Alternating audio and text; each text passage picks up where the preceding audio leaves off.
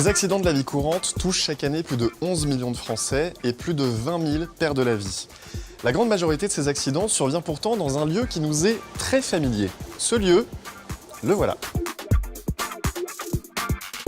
Chute, brûlure, intoxication, noyade, électrocution, les risques sont nombreux. Beaucoup d'accidents se produisent lors d'activités du quotidien. Les enfants et les seniors en sont les premières victimes. Aujourd'hui, nous vous proposons d'identifier les risques domestiques et de voir ensemble les bons gestes de prévention. Dans la cuisine, le salon, la salle de bain, apprenons simplement à les déjouer.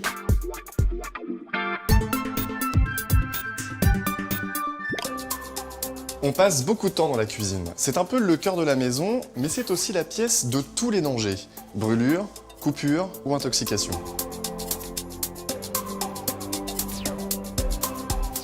Muriel, bonjour. Bonjour. Vous êtes experte en prévention. Alors, dans la cuisine, quels sont les bons gestes pour éviter les intoxications ? Alors, un bon rangement, c'est primordial pour la sécurité, surtout si vous avez de jeunes enfants. Pour éviter les intoxications, pensez à ranger en hauteur les produits ménagers ou à les stocker dans un endroit inaccessible des enfants. Pensez également à bien revisser les bouchons sécurité et surtout, ne transvasez jamais un produit toxique dans une bouteille d'usage courant. Dans la cuisine, il y a beaucoup d'objets coupants. Alors, comment éviter les accidents ? La première des précautions, ça va être de ranger les objets coupants ou tranchants dans des tiroirs que l'on peut sécuriser à l'aide de blocs tiroirs. Deuxième précaution, attention au lave-vaisselle, on met les couteaux pointe en bas systématiquement. Et puis enfin, on jette à la poubelle les boîtes de conserve ouvertes qui peuvent être coupantes. Et puis, la cuisine, c'est le lieu d'une brûlure grave sur 3, n'est-ce pas Muriel ? Oui, pour les éviter, on tourne les queues de casserole vers l'intérieur et on utilise plutôt les plaques du fond. Attention également à la porte chaude du four. Si besoin, vous pouvez installer une grille de protection sur la vitre de votre four. Faites refroidir les plats brûlants hors de portée des enfants. Enfin, vérifiez bien la température des aliments chauffés au micro-ondes avant de les servir. Merci Muriel pour ces conseils. Et si on passait au salon maintenant ? Allons-y.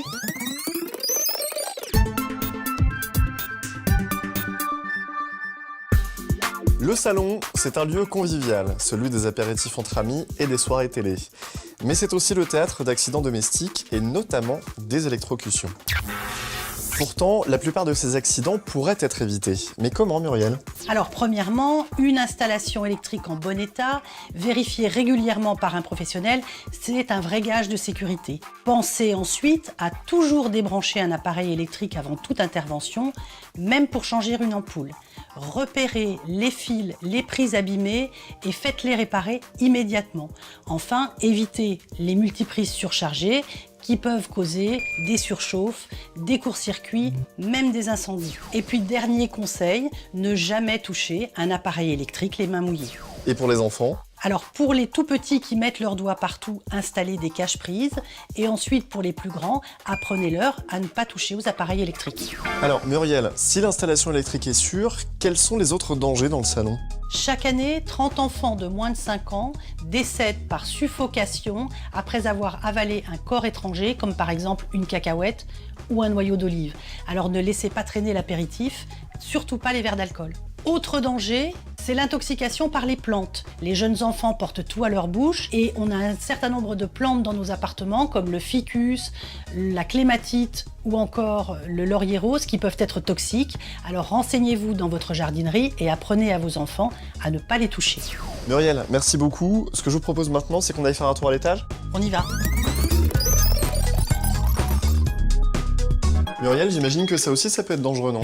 Oui.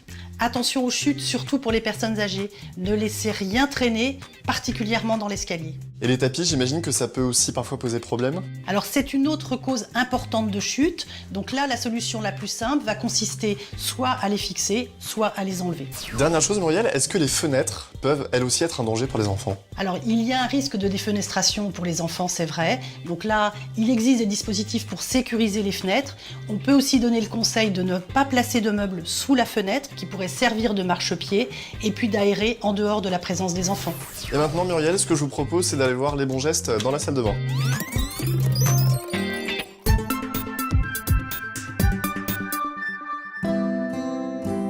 Le bain, c'est un moment de détente, mais pour qu'il le reste, Muriel, quelles sont les précautions à prendre? Alors le premier conseil, c'est de ne jamais laisser bébé seul dans son bain, même avec un dispositif adapté et même pour quelques minutes. Vérifiez bien la température de l'eau et mettez hors de portée les gels douche, les shampoings, les cosmétiques et surtout, évidemment, les médicaments. Et est-ce qu'il y a des risques particuliers à l'utilisation des appareils électriques? Oui, dans la salle de bain, débranchez et rangez immédiatement après usage, le sèche-cheveux par exemple. Dernier petit conseil pour éviter les glissades, on va installer des tapis antidérapants à l'intérieur et à la sortie de la douche ou de la baignoire. Comme nous venons de le voir, il est très facile d'éviter les accidents dans la maison. Il suffit de quelques précautions et d'un peu d'attention. Alors, rendez-vous sur le site d'Attitude Prévention pour connaître tous les bons gestes de la prévention à partager avec vos proches, petits et grands.